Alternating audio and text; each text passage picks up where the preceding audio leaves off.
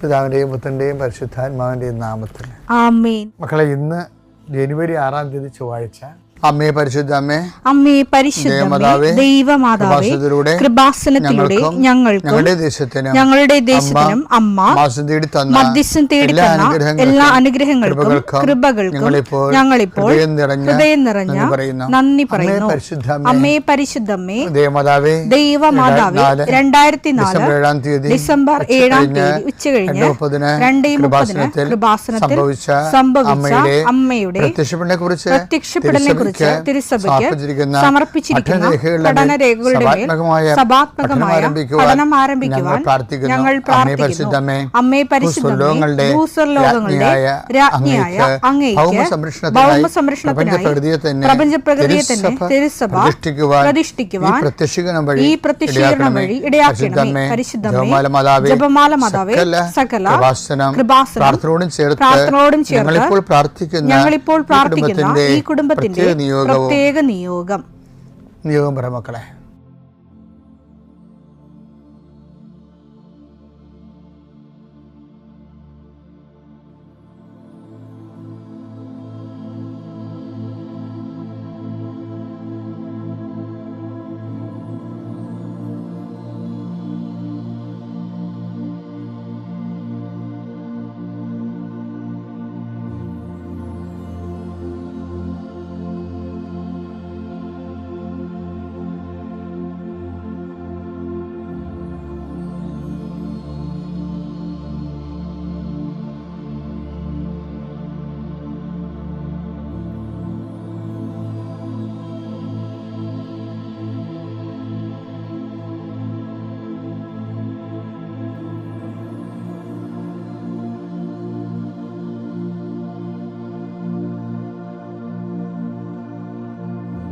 അമ്മയുടെ പ്രത്യക്ഷീകരണത്തിന്റെ ഈ അനുഗ്രഹവേളയിൽ ഞങ്ങൾക്ക് സാധിച്ചു തരുവാൻ കനിയണമേ. ആമേൻ. വിശ്വാസ പ്രമാണം.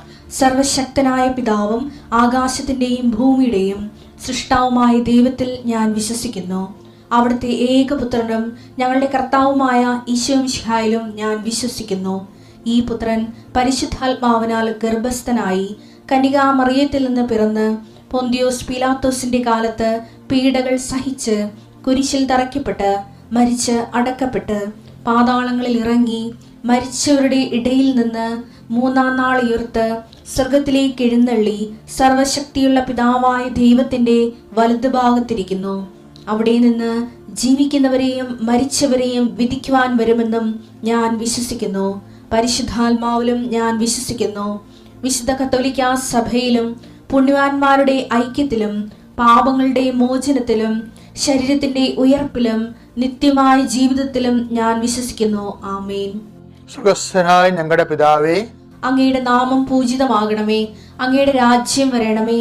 അങ്ങയുടെ തിരുമനസ് സ്വർഗത്തിലെ പോലെ ഭൂമിയിലും ആകണമേ. അന്നു വേണ്ടുന്ന ആഹാരം ഇന്ന് ഞങ്ങൾക്ക് തരണമേ. ഞങ്ങളോട് തെറ്റ് ചെയ്യുന്നവരോട് ഞങ്ങൾ ക്ഷമിക്കുന്നത് പോലെ ഞങ്ങളുടെ തെറ്റുകൾ ഞങ്ങളോടും ക്ഷമിക്കണമേ. ഞങ്ങളെ പ്രലോഭനത്തിൽ ഉൾപ്പെടുത്തരുതേ, തിന്മയിൽ ഞങ്ങൾ രക്ഷിക്കണമേ. ആമേൻ. നന്മ നിറഞ്ഞ മറിയമേ, സ്വസ്തി. കർത്താവ് അങ്ങയുടെ കൂടെ സ്ത്രീകളിൽ അങ്ങ് അനുഗ്രഹിക്കപ്പെട്ടവളാകുന്നു. അങ്ങയുടെ ഉദരത്തിൻ ഫലമായി ഈശോ അനുഗ്രഹിക്കപ്പെട്ടവനാകുന്നു. പരിശുദ്ധ മറിയമേ, തമ്പുരാന്റെ അമ്മേ, പാപികളായ ഞങ്ങൾക്ക് വേണ്ടി ഇപ്പോഴും ഞങ്ങളുടെ മരണസമയത്തും തമ്പുരാനോട് അപേക്ഷിക്കണമേ. ആമേൻ. കർത്താവേ, നിന്റെ ഉന്നതമായ നാമത്തിന് സ്തോത്രം ചെയ്യുന്നു. കർത്താവേ, ഇന്ന് യാത്ര ചെയ്യുന്നവരെ അവരുപയോഗിക്കുന്ന രേഖകൾ, ഓരോ രേഖകളെയും ഞാൻ കർത്താവിന് സമർപ്പിക്കുന്നു.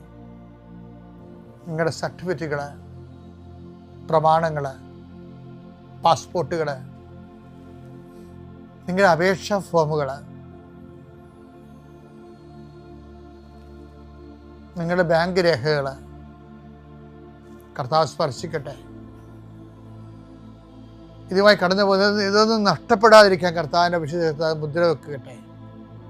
അത് ആർക്ക് കൊടുക്കുമ്പോഴും സ്വീകരിക്കുന്നതിന് പരിശുദ്ധാത്മ നിറയുകയും നിനക്ക് ദൈവഹിതമാണെങ്കിൽ നിനക്ക് അനുകൂലമായ തീരുമാനം എടുത്തുകൊണ്ട് നിന്നെ സന്ധിക്കാൻ ഇടവരുത്തിട്ട് പ്രാർത്ഥിക്കുന്നു.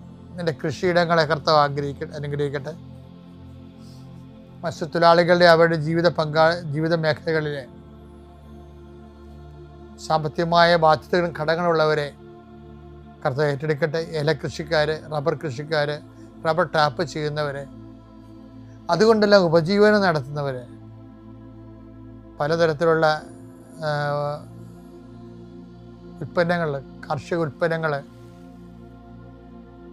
വിറ്റുമാറാതിരിക്കുന്നവർ, അത് വിറ്റുമാറിയില്ലെങ്കിൽ ജീവിത കാര്യങ്ങൾ തടസ്സപ്പെട്ട് കിടക്കുന്നവരെ ഈശോ നാമത്തെ ആശീർവദിക്കുന്നു. വിറ്റുമാറാനുള്ള സാധനങ്ങൾ, വള്ളങ്ങളുണ്ടാകും, വലകളുണ്ടാകും, വീടുണ്ടാകും, സ്ഥലമുണ്ടാകും, ഇങ്ങനെയെല്ലാം അതെല്ലാം പെൻഡിങ്ങിൽ കിടക്കുന്ന കാരണം നിൻ്റെ കടങ്ങളുടെ പലിശകൾ കൂടുന്നവരുണ്ട്. കർത്താവേ, ഞാൻ അവരെ കൃപാസ്ഥാനത്താരെ ജീവനോടെ പ്രത്യക്ഷപ്പെട്ട മാതാവിൻ്റെ പ്രത്യക്ഷീകരണത്തിൻ്റെ ആ അടിസ്ഥാനത്തിൽ യേശുവിൻ്റെ നാമത്തിൽ ഞാൻ മക്കളെ ആശീർവദിക്കുന്നു. തടസ്സമുള്ള മക്കളെ കർത്താവിൻ്റെ നാമത്തിൽ ഞാൻ സാക്ഷ്യം പറയാനുള്ള അനുഭവം കിട്ടാൻ വേണ്ടി ഈശോ നാമത്തിൽ ആശീർവദിക്കുന്നു. പിതാപുത്രനും പരിശുദ്ധാത്മാശ്വരസ്വരം നീക്കാമേ. പ്രിയമുള്ളവരെ, ചില സമയത്ത് നമ്മൾ വല്ലാതെ മാനസികമായിട്ട് ടയർഡാകും. എപ്പോഴാണെന്ന് വെച്ച് കഴിഞ്ഞാൽ ജീവിതം നമുക്ക് എടുത്താൽ പൊങ്ങാത്തതാകുമ്പോഴും തന്നെത്താൻ അത് ഭാരം വെക്കുമ്പോഴാണ്. ജീവിതം തന്നെത്താൻ ഭാരം വെക്കുമ്പോൾ ജീവിതം നമുക്ക് എടുത്തുകൊണ്ട് സഞ്ചരിക്കാൻ പറ്റാതെ വരും. അപ്പോൾ പിന്നെ നമ്മുടെ മുമ്പിൽ ഒരു ഒറ്റ ഓപ്ഷൻ മാത്രമേ ഉള്ളൂ. എന്താണ്? യോഹന്നാൻ 14:10. ഞാൻ പിതാവിലും പിതാവ് എന്നിലുമാണെന്ന് നീ വിശ്വസിക്കുന്നില്ലേ? ഞാൻ നിങ്ങളോട് പറയുന്ന വാക്കുകൾ സ്വമേധയാ പറയുന്നതല്ല, പ്രത്യുത എന്നിൽ വസിക്കുന്ന പിതാവ് തന്റെ പ്രവർത്തികൾ ചെയ്യുകയാണ്. അപ്പം നമ്മുടെ പ്രവർത്തികൾ നമുക്ക് എടുത്താൽ പൊങ്ങാത്ത രീതിയിൽ ജീവിതം ഭാരപ്പെട്ട് കഴിയുമ്പോൾ നമ്മുടെ പ്രവൃത്തികൾ എന്ത് ചെയ്യണം? പിതാവ് എന്നിൽ വസിച്ചുകൊണ്ട് തൻ്റെ പ്രവൃത്തികൾ ചെയ്യുന്നുവെന്നുള്ള ഒരു ഇക്വേഷൻ ബൈബിളിലുണ്ട്. അത് നമുക്ക് സെൽഫായിട്ട് പേഴ്സണലായിട്ട് ആപ്ലിക്കേറ്റ് ചെയ്യുമ്പോൾ എന്ത് പറ്റും? നമ്മളിൽ വസിക്കുന്ന ദൈവമായിരിക്കണം നമ്മുടെ ജീവിതം ഏറ്റെടുക്കേണ്ടത്. അപ്പം നമ്മളെ വസിക്കുന്ന ദൈവമായിരിക്കണം നമുക്ക് പകരം നമ്മുടെ എടുത്താൽ പൊങ്ങാത്ത ജീവിതഭാരം ഏറ്റെടുക്കേണ്ടത് എന്ന് പറയുമ്പോൾ അത് കർത്താവ് സിങ്കാക്കുന്നുണ്ട്. എങ്ങനെയാണ്? അധ്വാനിക്കുന്നവരും ഭാരം വഹിക്കുന്നവരും ജീവിതം എടുത്താൽ പൊങ്ങാത്തായി തോന്നുന്നവരും എന്ത് ചെയ്യണം? എൻ്റെ അടുത്ത് വരിക. അപ്പം എൻ്റെ അടുത്ത് വന്നാൽ എങ്ങനെയാണ് ഞാൻ നിങ്ങളെ ആശ്വസിപ്പിക്കാമെന്ന് ഈശോ പറയണം, അല്ലേ? മത്തായി 11:28-29. അധ്വാനിക്കുന്നവരും ഭാരം വഹിക്കുന്നവരുമായ നിങ്ങളെല്ലാവരും എൻ്റെ അടുക്കൽ വരിക, ഞാൻ നിങ്ങളെ ആശ്വസിപ്പിക്കാം. അപ്പം നിങ്ങളെ ആശ്വസിപ്പിക്കാമെന്ന് പറയണത്. കാര്യം ഈശോ ആ ഭാരം നമുക്കെടുത്താൽ പൊങ്ങാത്ത ഭാരം ഈശോ ഏറ്റെടുക്കാവുന്നത്. പക്ഷെ അതെങ്ങനെ എടുക്കും എന്നുള്ളതിൻ്റെ അതിൻ്റെ മെക്കാനിസം എന്താണെന്ന് കൂടി അറിയണം. മെക്കാനിസം ആരാ പറയണത്? അത് യോഹന്നാൻ തന്നെ പറയണത്. 1 യോഹന്നാൻ 2:6. അവനിൽ വസിക്കുന്നെന്ന് പറയുന്നവൻ, എന്നിൽ വസിച്ചുകൊണ്ടാണ് പിതാവ് തൻ്റെ പ്രവൃത്തികൾ ചെയ്യുന്നതെന്ന് പറയുമ്പോൾ അവനിൽ വസിക്കുന്നുവെന്ന് പറയുന്നവൻ അവൻ നടന്ന അതേ വഴിയിലൂടെ നടക്കേണ്ടിയിരിക്കുന്നു. 1 യോഹന്നാൻ 2:5. എന്നാൽ അവന്റെ വചനം പാലിക്കുന്നവനിൽ സത്യമായും ദൈവസ്നേഹം പൂർണ്ണത പ്രാപിച്ചിരിക്കുന്നു. നാം അവനിൽ വസിക്കുന്നുവെന്ന് ഇതിൽ നിന്ന് നാം അറിയുന്നു. അപ്പൊ ഈ ഉടമ്പടി അവൻ പറയണ പോലെ ചെയ്യണതല്ലേ? അവൻ പറയണ പോലെ ചെയ്ത് കഴിയുമ്പോൾ എന്താ സംഭവിക്കണത്? അവൻ നമ്മളിൽ വസിക്കും. നമ്മൾ വസിക്കുമ്പോൾ എന്താ സംഭവിക്കണത്?